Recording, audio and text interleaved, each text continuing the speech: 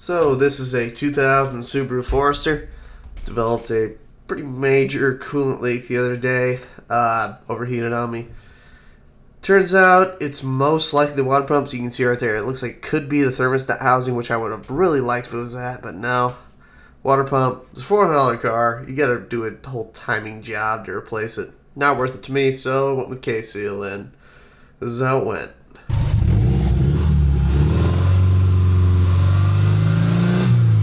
See, I was just trying to get all the air out of the system right there, so it's completely out of coolant. Up to temp. Let's see. Let's go for it. So stuff goes in like a chocolate milkshake. It's, yeah, goopy.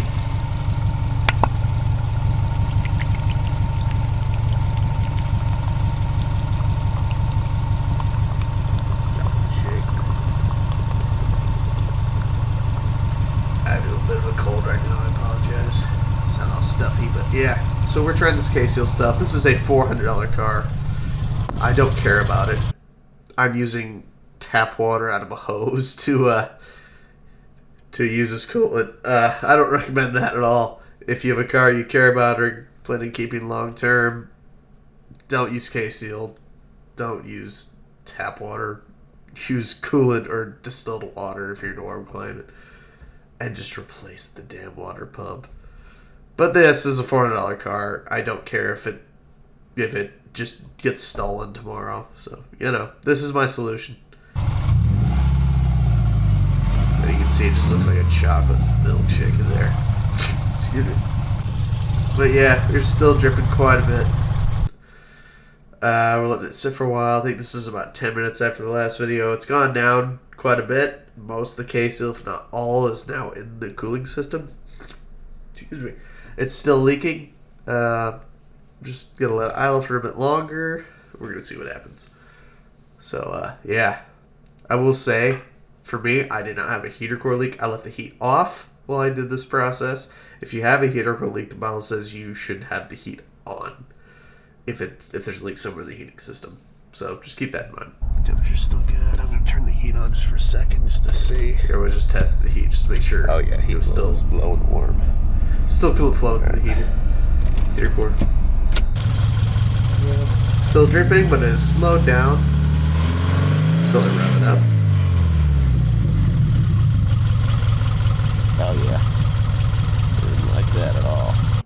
Yeah, it didn't.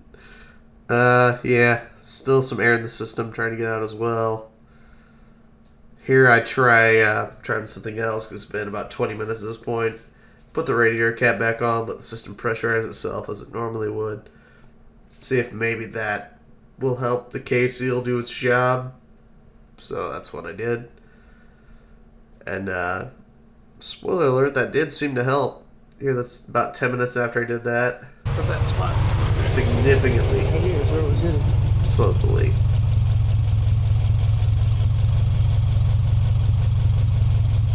Oh shit. Alright, it's been roughly Just under 10 minutes. 2 minutes later.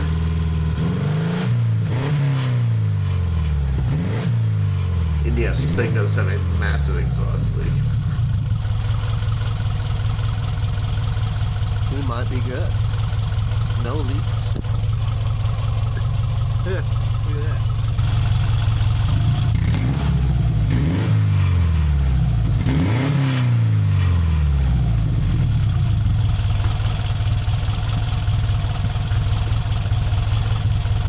Wow. Fans kicked on for the first time so far. Oh shit. So, yeah, so far so good. It's about 5.5 hours later after that last video. It cooled down, so I just started up. Looks like the reservoir's good. Pulled the cap off. Coolant was still full after sitting. That's a good sign. Still cold at this point. It was dripping just a tad, but way better than it was. Just a drop every couple seconds or so.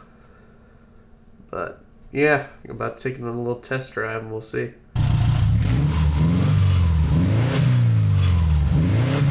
Yeah, you can see it doesn't just puke out after you rev it anymore, which is good.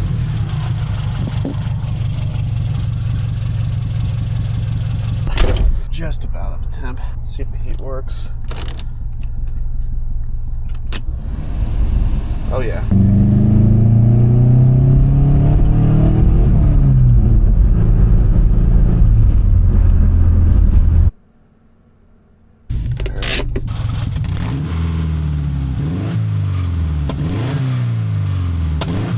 And it seems at this point, the leak is completely gone.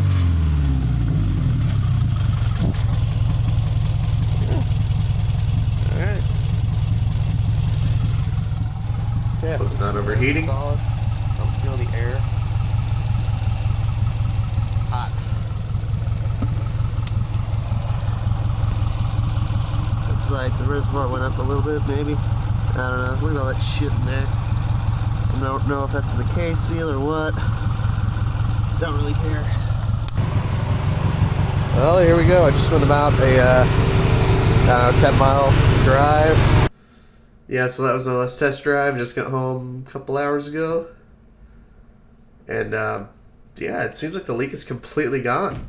I don't know what other damage this could potentially have caused, but in my experience, it works. You know, you should really replace your water pump instead, but for a little piece of crap car like this, I mean, screw it. Keep it running for another few months. Scrap it. It's not worth for me to fix. Alright, well, K-Seal in my case worked. Hope I helped some of you out there. Maybe you have a crappy car or just need to get by for a little bit longer on the car that you have. Whatever. It worked for me for a water pump. So, best of luck to you. Again, don't recommend this if you can afford or want to actually do the correct repair. But, yeah, this is a viable option. At least it was for me. So, have a good one. Good luck.